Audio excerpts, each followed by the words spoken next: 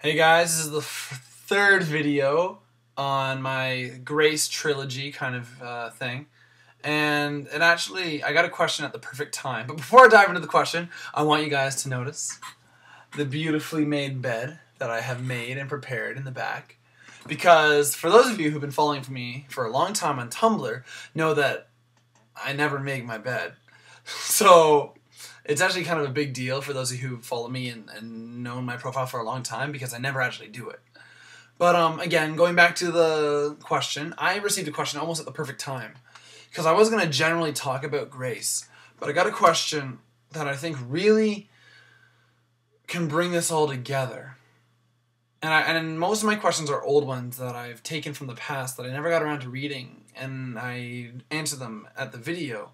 But this one I got within the last 24 hours. And this is what it said.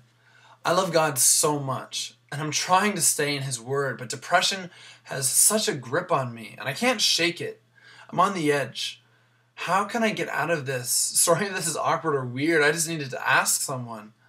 Your faith and fight in the Lord is so inspiring and beautiful. Firstly, thank you for the encouragement. I really do appreciate that because everyone needs encouragement sometimes, you know? And I get a lot of these. A lot of people will say to me, oh, my lamp, dang, cheap lamp. A lot of people will say to me, you're a very godly man. Or, you're doing good things in the Lord, and I believe that you're doing good things. But honestly, it's hard for me to believe that when I live a sinful life. And don't say, oh, well, Jefferson, you might think that it's a sinful life, but compared to other people, you're probably doing a good thing. There's no one that's good. I've just realized that. I'm not depressed. I just know that no one's good. Do you understand? But like I said, I'm not depressed. So I'm sorry I can't relate to you. I can't tell you how I miraculously got through depression because I didn't. But I can tell you about what I know. Now, what I know is this. Depression is a season. You're going through a season right now. Because depression's not the only thing you're going to go through. You're going to deal with other sins. You're going to deal with other temptations, other issues, and other problems. But if I know one thing about seasons, is that seasons pass, but God doesn't. Through these seasons, you've got this cross to hold on to. Tightly. There's this video I know, and it's about this person just holding on to the cross. And, the snow comes, the winds come, the heat comes, but they hold on to it. And it's one of those heart-moving videos. But honestly, seasons pass. I remember one time someone came up to me and they said, Jefferson, how do you keep your faith? No, I sat back and I thought about it. And I looked back at them in the eye and I said, I just do it. They seemed kind of just like, it's not an answer. But here's my reasoning behind it. You guys know this verse if you're a Christian nut like I am that's grown up in a Christian home. But you will be transformed by the renewing of your mind, not of your heart. Because if there's anything that I've learned, is that your heart betrays you.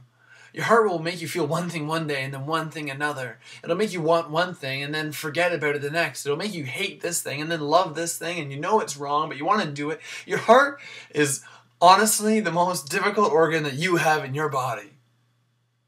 It's so crazy. And it's a gift from God to use for good things, because there's going to be those times when your heart is warm and you love that, but there's going to be so many times where you are just so beat up.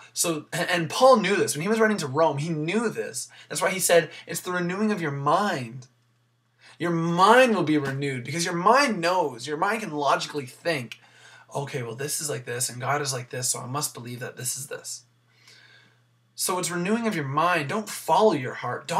Please don't follow your heart. And do I sound like I hate Disney when I say that? Because I swear that's like they're like, follow your heart. But no, don't follow your heart. Follow your mind, which leads you to the cross. Am I making sense, or am I just like a Disney butcher right here? But no, do you guys understand what I mean? So when you say you're on the edge, I don't know, that edge could be, cutting yourself, self-harm. suicidal thoughts, whatever that may be, understand that this season will end. And this is cheesy, but it's true. God loves you. God loves you in a way that I can't comprehend, that I don't understand. Because it's so vast. If I know anything about commitment, I know that God made a commitment with me. I talk a lot about being able to not being able to make a commitment to a youth group sometimes. But God made an eternal commitment to us as humans. He didn't need to do that. So clearly, He must have a love for us that is beyond any of our comprehensions. Because it is so vast that He made it before time began, and He's decided to hold on to it forevermore. And that love's for you. It's not for your pets. As much as you love your pets, I love my dog Russell, but he humps everything, and I get tired of him. He could pass away like sometime, and I went, dang it, But seasons pass. God doesn't. God's love does not move. It stands still. So never understand that you can never ask me a question that's too awkward for me to answer. So always feel open to asking me this. So all I can say is that this is a season and it will pass. Find a group of people that will pray for you and that will check up on you to make sure you're doing good. I hope this helped because I want you to move on. I have a desire that my videos will help someone. So I hope this helped, and I hope that you see this, because I think this is a good way to end the trilogy of grace, is with love.